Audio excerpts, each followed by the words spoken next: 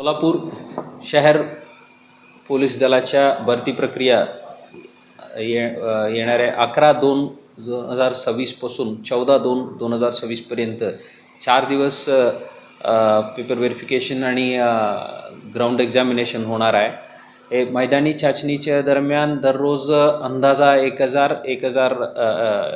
100 आणि 1100 तर अशा 4 दिवसला वेगळं संख्याने आम्ही उमेदवार बोलवलेले आहेत। सर्व उमेदवारांना विनंती आहे हे प्रक्रिया पूर्णपणे ट्रान्सपरंटली पूर्ण CCTVच्या निगराणीत वरिष्ठ अधिकाऱ्यांच्या सुपरविजनला होणार आहे।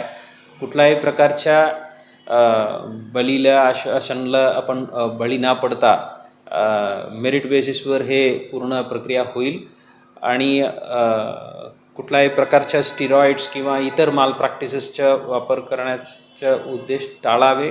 अशा काही केलं आढळून आलं तर ते टप्प्यावर गुन्हे दाखल होऊन ह्या पोलीस भरती नाही इतर कुठल्याही प्रकारच्या शासकीय भरती आपण अटेंड करू शकत नाही अशा परिस्थिती निर्माण होईल।